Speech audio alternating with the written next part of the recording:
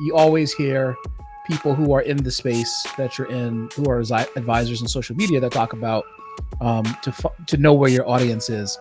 But how do you make that determination exactly where your audience is? So if a person's new in business, or maybe if they're even established in business, but they're looking to add Instagram as a medium to express themselves, how do they know if the people who follow them or their industry spend their time on Instagram? Yeah, I mean, one of the things that you can do is look. If you're struggling to grow your Instagram account, or you're an Instagram beginner, then this video is for you. In my conversation with Corey Walker, an Instagram expert, she's written 5 books on Instagram for Dummies. We are breaking down everything that you need to know to bring your personal brand or your small business Instagram presence to the next level. Stay tuned. Corey, welcome to the Common Sense Show. Thank you. Thanks for having me today. Yeah, no worries. You are the marketing specialist, and you have you've written quite a few books on Instagram, specifically Instagram for Business. And a lot of the folks who are watching this are geared up because Instagram is, there's debates about what social media platforms individuals should be on and how much of time they should spend on these platforms. And I like how you've doubled down on Instagram for Business. So I'm looking forward to this conversation to kind of focus that as a segment or like a focus of business marketing and advertising. Sure. What made you actually kind of go after Instagram as the platform of choice over the years in your business? Yeah, well, I started on Facebook, as a lot of people did, especially 15 years ago or more. And then I slowly was seeing that Instagram, or that Facebook, was aging up a lot, and that more people were starting to move over to Instagram for their business. And I like that Instagram really it's kind of a one-stop shop for everything. So not only does it have a really wide age range, so you have, some of the older group from Facebook is starting to merge over to Instagram, but then you have the younger, like TikTok generation, is also on Instagram. So it really reaches a wide audience. And it has so many different facets to it. So you've got the main feed, you've got reels and stories and lives and notes, so many different ways to get in touch with your audience and get in touch with the way that your audience likes to be gotten in touch with. So, some people prefer scrolling through reels all the day, all day long. And then other people are more feed people. They just want to read something. So they might like the carousels. So I like that it really incorporates so many different ways to get in touch with people. That's awesome. Now, you've written 5 books on Instagram and how Instagram for Dummies. I like that. I'm a dummy, so I actually I actually like the thought of kind of breaking it down to its core. What was your motivation to write those books? And what was your aim? What was your goal behind that?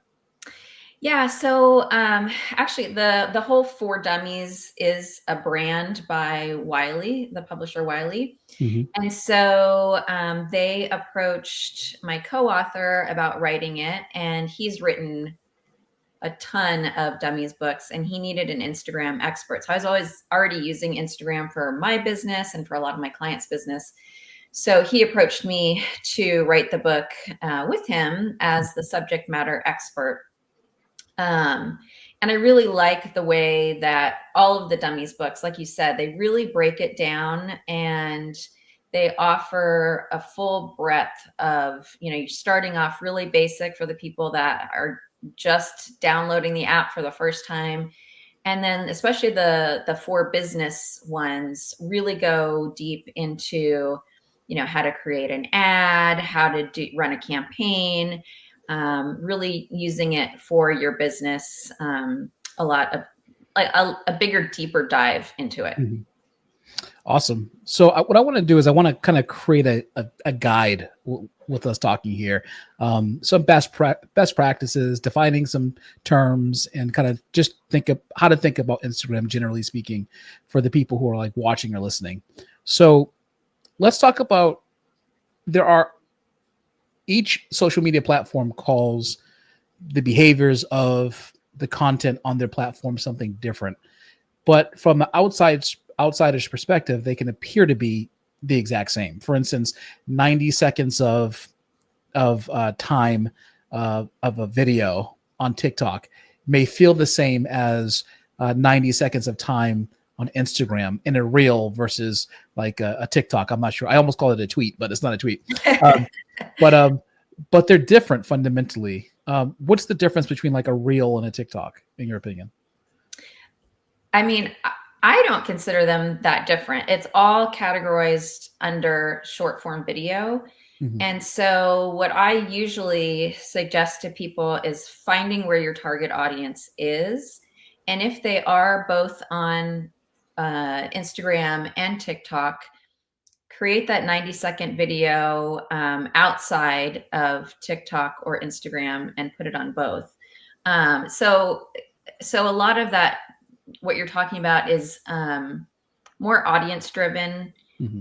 Where is your audience? How will they receive it?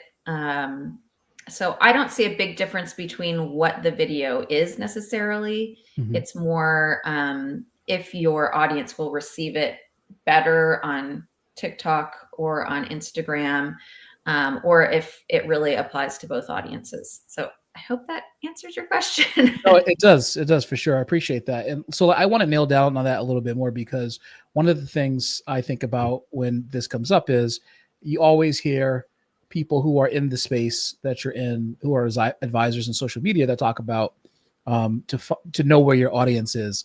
Mm-hmm. But how do you make that determination exactly where your audience is? So if a person's new in business, or maybe if they're even established in business, but they're looking to add Instagram as a medium to express themselves, how do they know if the people who follow them or their industry spend their time on Instagram?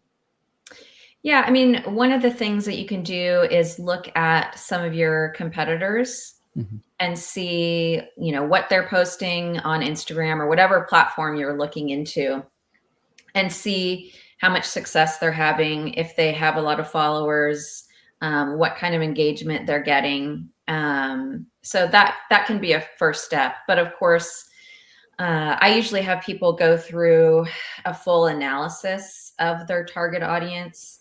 And we look at not only, age range and gender and their likes and dislikes, but the amount of time they usually spend on things, on platforms, and also a lot of their pain points. So some of that background research does also help when they're choosing. But at a high level, if they just want to go and look at some of what their competitors are doing, and if they're seeing traction on that certain platform, that's going to help a lot as well.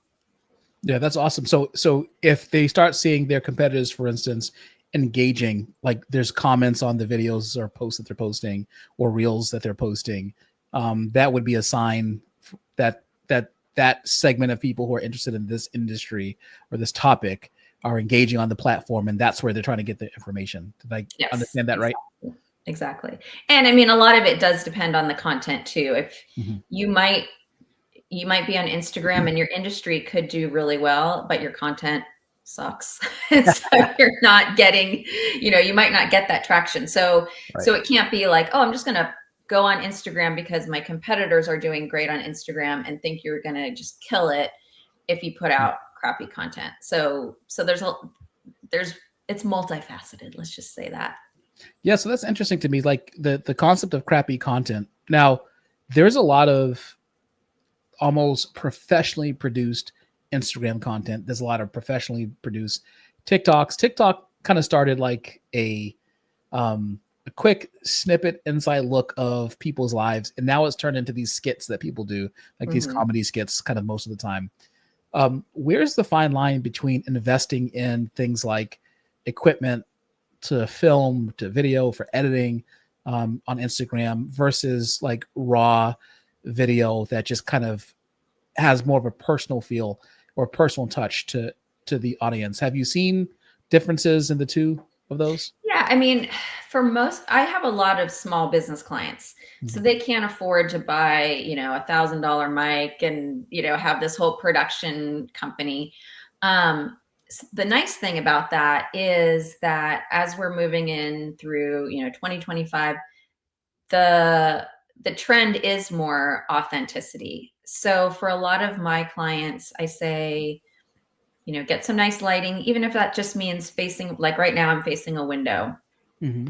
Get some nice lighting, look your best and be authentic in what you're saying. And a lot of times that's all people want. They want to know that they're talking to a real person, an authentic person. And sometimes all of that overly produced stuff can backfire because what they were first attracted to was, this is a family business or a homegrown business, seems overly produced, and they're losing some of that authenticity. So short of it is, I don't think you need to have this whole production company, all of this stuff behind you. I think if you just put out some authentic content that has decent lighting and, you put a little music slightly behind it, I think that can sometimes do even better than the stuff that's overly produced, because people feel like, oh, this is a commercial versus this is something true from this person. Yeah, that makes perfect sense. And, authenticity is kind of like a buzzword for the last few years, but I think what it really defines is that people want to get to know you as a person versus to know you through the edited lens of, editors and makeup and all this other stuff, which I find a lot more women on like Instagram, like doing their makeup now, almost like they wouldn't have in previous years showed themselves like before the makeup was applied. But now they're like having these conversations while they're applying the makeup for the day. Mm-hmm. Yeah, I find that pretty cool. Yeah. And one of the good parts about that, or why those, get ready with me while I'm putting on my makeup, is people love a before and after. So that whole act of putting on that makeup, you're seeing, the woman barefaced, and you kind of want to see to the end to see what her makeup looks like. So it's a little bit of a trick, because yes, she's giving you information about, whatever her business is or whatever her hot take is about something. But at the same time, she's hooking you in because you want to see what she's going to look like at the end. Yeah. So. Yeah, no, I didn't even think about that, but there's actually like there's a technique, a strategy. There's a psychology behind it. Yeah. Yeah, that's pretty cool. I want to show you something. I want to get your take on this. Okay. I find this to be interesting. Hold on a second. Talk about authenticity. Here it is. Have you seen this before? Oh, yes. The fake plane. Let me see if I can make it a little bigger. There it is. Yes. So you talk about authenticity, but this is like the fake plane that Instagram influencers have used or TikTok influencers have used to try to portray that they're like these uber wealthy millionaires, but clearly this isn't a room. Or something. No, that's a big lame from me. I do not approve. Yeah, I mean, like we were just talking about, I think authenticity is a lot more valuable these days. And I think, I know personally, I identify with people more if they're telling me a little bit about their struggle or how they overcame their struggle, versus seeing someone drinking champagne on a jet or something. Yeah. And I think so many people know that those types of things are available, that it just makes you look just really fake. And yeah. It does. It's almost like the person with, and I guess for some people it works, but like the person with 10 million followers trying to teach a person how to grow on Instagram.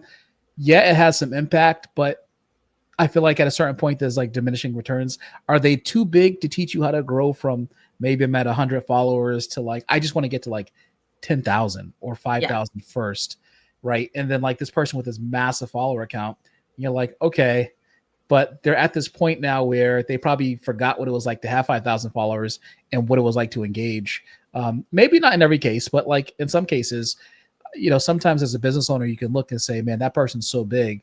I don't know how I could get there, how I can even attack this, Yeah, no, it's true. And sometimes, I get emails from different people all the time, like grow your following and different courses. But it is true. If someone's got, it's like if Kim Kardashian was like, oh, well, I can show you how to get, 10 million followers. And it's like, well, you're Kim Kardashian. So that's why you have 10 million followers. Yeah. So, there is definitely some truth to that. I would rather learn from somebody that went from 10,000 followers to 80,000 followers. Right. That's a story that I'm interested in because that seems achievable, Yeah. So a lot of businesses have the same question. So I do business coaching and consulting. I mention this in almost every video because it ends up being relevant to the expert I'm talking to in their space. And in this case, Instagram.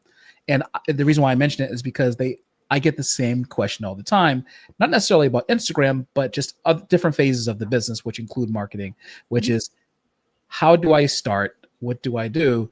Businesses want to know, they know about Instagram. They're not using it. First of all, why should they choose Instagram and what content should they make? And I hate the camera. Yeah, I know.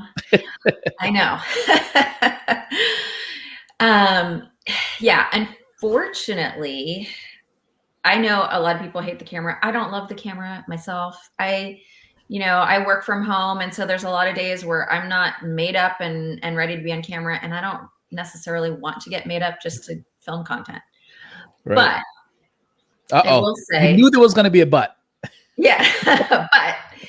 But one thing I do suggest to people is investing some time in short form video because it really is still the number one thing in the algorithm. So what you can do for some pre-work is set aside a day, do your hair and makeup, set aside maybe a few outfits. And then you can even use ChatGPT to help you say, whatever your industry is, help me come up with 20 ideas for a video about dog sitting, whatever it is. And then break that down further into, well, what are, give me some scripts that I can talk about for dog sitting. Right. And then go ahead and film, maybe you just film 3 that day to get started. And then just build on that and supplement it with, I like to also tell people to do carousels because those are doing really well right now on Instagram. And if your audience isn't familiar with that term, it's just the posts that have up to 20 different cards that you can go through on the post. Another thing, if people want to really go all in on Instagram, then I suggest they use Instagram like a funnel. And so the way that works is you start with your reels. So your short form video is the top of the funnel. And the reason it's the top of the funnel is Instagram will show reels a lot more to your non-followers as well as your followers. They also have a new feature called trial reels where you can show it. They'll show it to your non-followers first as kind of a test to see how it does. So anyway, it's getting more of your non-followers in, and you can do more short, quick clips that just get people interested. And then hopefully it gets them interested enough to want to follow you. And then you're going to do some of those carousels on your regular profile. Before you go to the carousels, can I ask a Reels question to you? So Instagram or Meta extended the time for the Reels. I think, what is it, 10 minutes now? Up to 10 minutes? 3. 3 minutes? Okay. 3 minutes. Are you seeing a difference in engagement with Reels that are longer than 90 seconds? I would say it really depends on your audience, again, on what they're kind of trained for. Right. For this top of funnel stuff, Mm-hmm. I would not do 3 minutes. Top of Okay. funnel is going to be your like 15, 30-second, because people when they're just scrolling through reels, they're not in that want to sit for 3 minutes and hear about something. Mm-hmm. They're like, grab my attention really quickly, maybe do some short cuts, so it keeps their attention, and then get them to the next thing. Right. So, so I would say only use those longer ones once you've established kind of a trust and people want that from you. Right. But for that initial attention, keep it short. Yeah. Yeah. So moving down the funnel, they're now going to be on your profile. That's when you can do some more of these carousels that maybe are a little bit more educational, like going back to the dog sitter thing, like 5 Mm-hmm. things you need to know before you hire a dog sitter, stuff like that. Right. And then do multiple stories that are going to be a little bit more personal. Mm-hmm. And maybe you can take them along on your latest dog sitting or dog walking. So it's like, I'm walking Ralph today around the neighborhood, and show kind of your day. Right. And then finally, this works really well for products as well, is to do a live. And what I like about the live is you have people on real time with you, and they can ask questions of you. You can give them feedback. They can give you feedback, and you can do some live sales right there.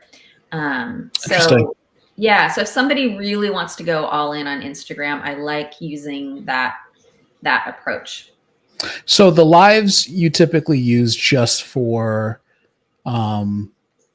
selling things, or when is the most appropriate time to use an actual live broadcast? Yeah. So there's multiple ways you can use it, but you can either use it. So some people use lives more like a podcast. So if you don't want to, do all the stuff with creating a podcast, you could just say, like, I have a weekly live, and you just talk about whatever you want. You could have people on just like a podcast.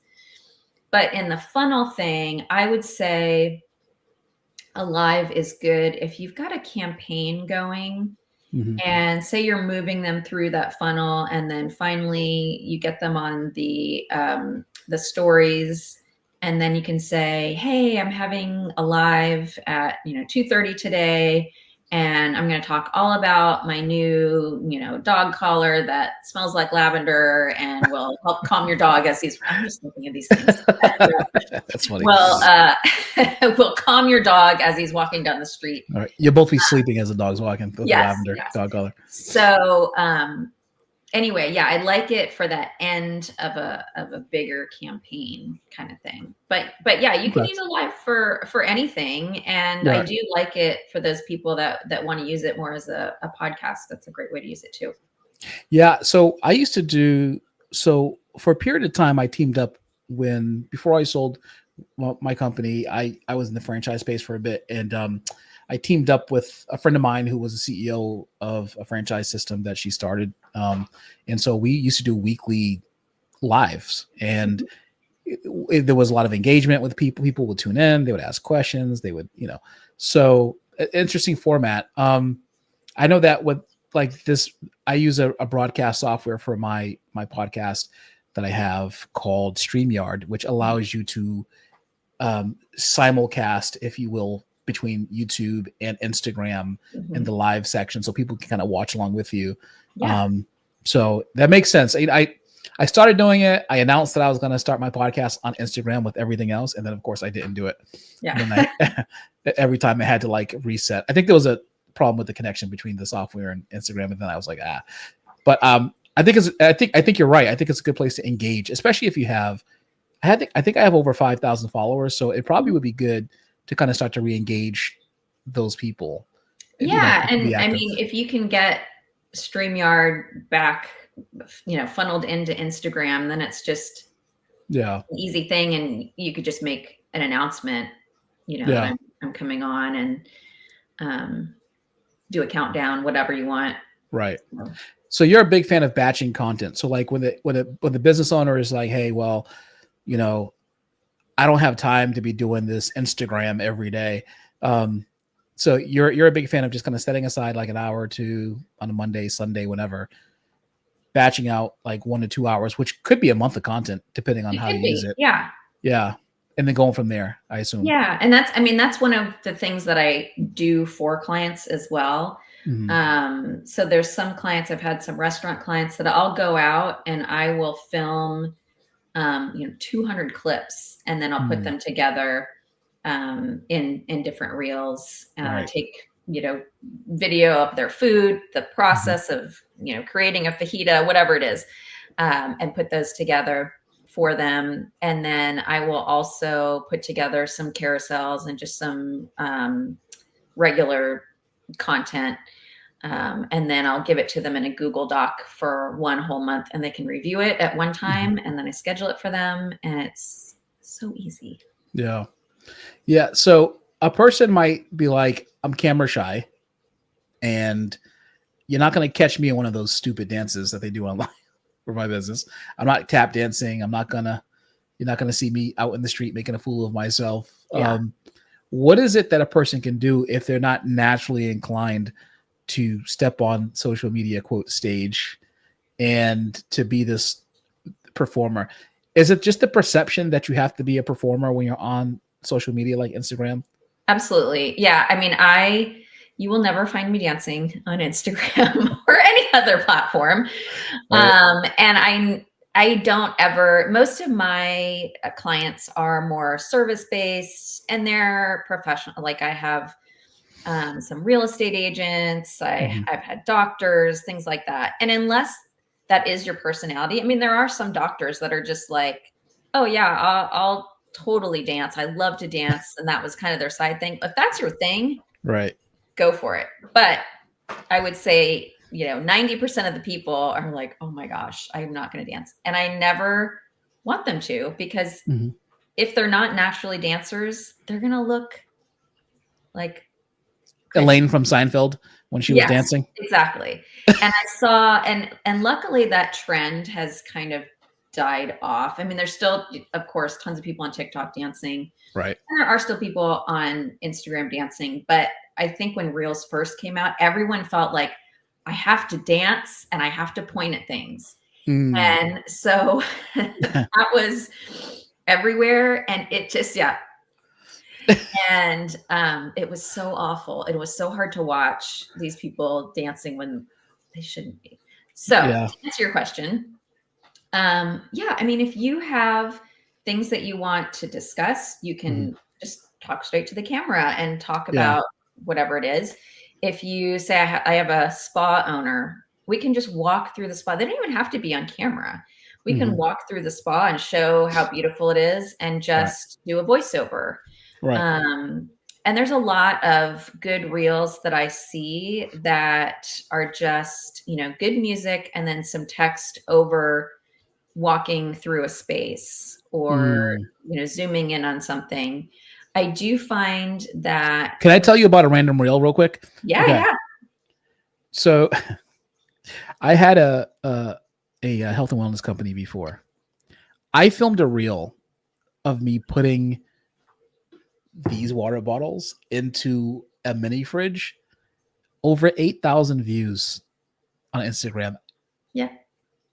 I couldn't even explain it. I don't know why. I was thinking to myself, like, I'm just putting a water inside of a fridge, and I got 8,000 views just from that. It Yeah. kind of makes me give up on strategy. I get that. I do get that. So I'm like, what Yeah. the heck? But is there like a formula to doing like a really good reel, or something that's engaging, or something that gets watched? Why did the person watch that? Yeah. I can't tell you what. I mean, some things are just anomalies, Right. and for whatever reason, the algorithm picks it up and it just keeps going. I will Yeah. say it was probably a shorter video, right? I mean, you Yes. weren't doing 3 minutes of putting bottles in. So no, but my gut tells me had I done 3 minutes, I probably people would have probably they were still probably watched waiting, like, is something going to happen with these dang bottles? No, so part of it was probably the shortness of it. So a lot of videos that work well, they have a good hook. Yep. So it's something, and it might be something that's controversial, like, these are the things I hate on when I walk a dog, something like that. I don't know why I'm going with the dog walking thing, but we're just going to stick with it. Okay. I got you. I'm with you. Okay. But yeah, having an enticing hook is always good. If you can switch up either, like, even if you're talking, if you are talking and then you say 2 sentences and then maybe you're in another place in your office, just that movement of something else keeps people engaged because they're kind of like, okay, where's she going to show up next? Right. And they don't even realize it, but their brain is doing that. So, so changing kind of where you are instead of just doing one straight on video is always helpful. Videos, if you don't want to show your face, if you just have some good audio that's trending, and then just have some good text on there that's just a helpful tip or something funny does well, or something that kind of going back to Seinfeld days, like something that everyone can relate to, like you don't really think about it, but when someone points it out, it's like, oh my gosh, that totally happens to me. So something that people can relate to like that. All of those different things can help. But I do find if someone's trying to share information more about their business, there is a formula called HIT. So it's hook, which is what I talked about before, some kind of enticing thing, information, and that's where you share whatever it is, the meat of what you want to talk about. And then T is, HIT. Hook, information, and I don't know what the T is supposed to be call to action. So now I'm trying to remember what the T actually stands for. But basically it's the call to action at the end. So so what do you want them to do at the end of your video? Do you want them to sign up for something? Do you want them to say a word in the comments so that they get some piece of information from you in the DMs, all that stuff? Yeah, I kind of started a new Instagram reel strategy myself this in 2025. And one of the things I added was so I do this podcast. And so what I was doing was I was taking clips that I thought I would just pull clips out from the podcast, put them into reels, try to make them contextual, put captions on them and engage them. And in many cases, people were engaged. But what I tested was doing a short intro first, like a hook intro first, saying, I interviewed such and such a person, or have you ever thought about this? Well, that's what I talk about in this clip. And then stitching the clips together and then putting it there just to give context to the clip that they're about to watch to try to see if that would help with the hook. And it's interesting. I got a longer view duration of my reels from setting up the clip that they're about to watch than I did from just having the clip just play from the beginning. I noticed that I got slightly more views from the reels, but I got less duration of watch time. And then the duration time went significantly higher once I started, adding context to the clips. Yeah. Interesting. Yeah. I mean, a lot of this stuff you just have to test. Yeah. Going back to your water bottle thing, that kind of sparked a little memory where you're just talking about is watch time. And one of the things that Instagram really rewards is when someone has a video and it gets watched all the way through repeatedly. So if your water bottle thing was, say, 15 seconds, where a lot of people may have watched the full 15 seconds. Right. And so Instagram says, oh, well, they watched this thing till the end, so they must really like it. So then they show it more and more. Yeah, that makes sense. So I think that's where that HIT your hit acronym comes in, right? Yeah. That's Oh, and the T, I just take action. That's what the T is. take action. Yeah. I knew you had it. It So was in there. yeah, so but that's what that hit formula comes into play, right? Because that's really a duration formula, which is Yeah. how to grab someone's attention and carry them through, and then have them take some kind of action. I did notice that, like in my reels, another thing I do is I try to stimulate a discussion in the comments because I Yeah. want people to kind of stay. So, like for instance, if the clip is about like I will obviously no doubt clip our conversation today about how to improve on Instagram reels, and then I'll say, do you agree or disagree with Mhm. Corey about what she said here? And it's not about whether they actually agree or disagree with you. It's Yeah. about having the conversation.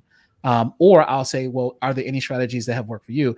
Just kind of adding do you agree with what I said in the clip? I do it with myself too. I'm like, hey, do you agree with me? Yeah. And what I say, do you have something to add?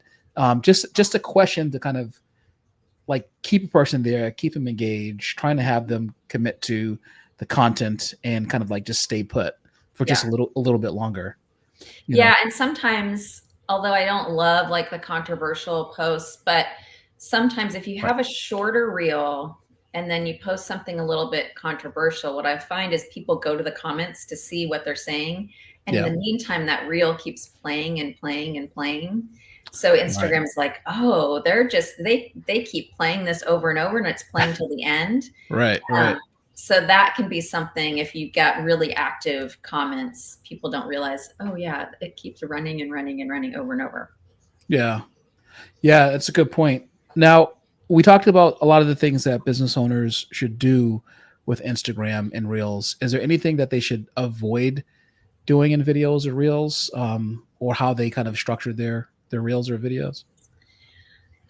I mean, I would say mostly like don't have really bad lighting. Mm-hmm. Um, doing stuff that's kind of in the dark or yeah, I mean, I haven't seen anything that terrible. Mm-hmm. I would say don't get hung up with reels about what you shouldn't do. Just get out there and get started. I'll Right. even tell people if it's the first time they're talking on a reel, show your vulnerability and be like, okay, I never do this, but Right. but I want to get out here and talk to you about something. And Yeah. so that way people are like, oh, she's putting herself out there, even though it's uncomfortable. And people relate to that because they're probably saying like, oh yeah, I don't want to go on video either. But if she can do it, maybe I can do it. Mm-hmm. Yeah. Yeah. I think that makes sense. And with YouTube, they say that the audio is more important than the actual quality of the video in many cases, and that's kind of the number one thing that they kind of talk about when they talk about good content on YouTube.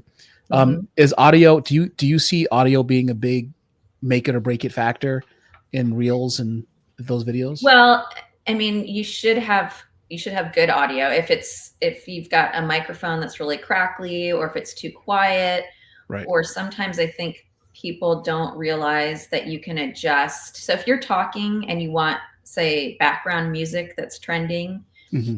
um, if that music is overpowering what you're saying or it's at the same level, a lot Mm-hmm. of people don't realize that there is a volume function where you can, put your voice at 100. And then a lot of times if I do background music, I'll put it at 2 or 3. And you would think that would be, you wouldn't hear it at all, but it's enough so that people can hear it and it makes it sound more professional and you're getting the boost of that trending audio. Right. So yeah, if your video, your audio quality is either the sound is crackly and bad, or if your music is just kind of overpowering. Yeah. Okay. That makes sense. That's awesome. No wonder you are the 5 times Instagram for Dummies bestseller. But no, I mean, these are a lot of good, this is a lot of good information. And certainly the hardest part is getting started and being consistent with it. Mhm. Um, I'm assuming it's better to post once a week. Is it, well, I'll ask you, is it better to post like average content or slightly subpar content, we'll say, once a week than better, higher quality content, like let's say once a month on Instagram? Yeah, I mean, if you're only posting once a month, the algorithm is pretty much considering you a non-functional page. It's, you know, it's just looking at you like you come here every once in a while. They Right. would rather you post more frequently, and even once a week is not that much. Yeah. So yeah, if you can get out there and post mediocre stuff once a Mhm. week, just get in the habit of doing it, I think is more important, and you can build on it and you can get better at it as you go. In the beginning, it's hard to find that perfect balance and make really great content. And even you'll see some of the bigger people out there and they'll say, oh my gosh, when I look at what I was posting 5 years ago, I just want to cringe. But it's because they've been practicing and they've been posting over and Right. over, and they find out if they tweak this, it works better. And so it's just, yeah, get out there, get Is, started. is there a specific schedule or amount weekly, like 2, 3, 4? What's the magic number if there is one? There's really not a magic number, but I would say if you can do a couple reels a week, I know that sounds for a lot of people like, oh, but again, the batching helps. So if you Yeah. can do a couple reels a week, maybe one carousel, one regular post, and then try and be regular about doing some stories. Mhm. Um, I think that's a great way. And with the stories, those can be super short. They can just be, they could be a photo, like maybe you treated yourself to Starbucks that day and you can just be like, hey, I treated myself to Starbucks today because I got my first client or whatever. Right. It can be really easy stuff like that. Yeah. Are posts dead? Um, like everyone has gone to like talks about the reels, the short videos and stuff now, but like are the actual posts like the original Instagram, how it came to be a photo with a caption and the hashtags, are those days bygone? Well, it depends what you're posting. I would Mhm. say it's funny. Like I'll post just like a selfie. Say I Mhm. have a selfie with my book or a picture of me with my daughter. Mhm. That will go crazy. And then, something that I spent 2 hours on creating this perfect graphic will tank. Right. So again, it's that authenticity. So I think if you Right. can do some personal photos of yourself that somehow relate back to your business, if it's a business account, those still do really well. The posts that are more graphics, it really depends again on your audience, Yeah. what they like. Mhm. But I'm finding single posts don't typically do as well. They're not dead, and it depends what's in the post. Right. But it's not like before where you could just post something that you threw some graphics on and it would just go through the roof. It's yeah, those days are numbered. Yeah. Yeah, no, I got you. I understand. So how could my listeners, watchers get in touch with you if they're interested in perhaps discussing or consulting with you about your service and having you coach them on social media marketing? Yeah. So they can go to themarketingspecialist.com. That is Mhm. my website. And then they can follow me on at Corey C. Walker. And I think it shows, I don't know if it pops up on your thing. Um, anyway, it's yeah, at Corey C. Walker. So it's CoreyCwalker. That's where I am on Instagram, and I post things several times a week. My link in bio, Stan Store, also has some great freebies. I've got a 5-day email course that's completely free Mhm. that is called 5 Clients in 5 Days Social Sprint, and it helps you set up whatever social media you choose, not just Instagram, set you up for success. So that's a great one that people can go through for free. Awesome. And I'll link that in the description to the podcast. So Okay. anyone listening or watching will be able to see that. So for sure. Corey Walker, thank you so much for your time today. I appreciate it. Of You course. dropped some jewels, and it's always nice to know that we don't have to dance, but we can still be successful on Instagram. Exactly. Well, she's Corey. I'm Micah. And remember, if you don't go about doing your business, you're going to be doing the business of someone else. Until next time, we're out of here. See you later.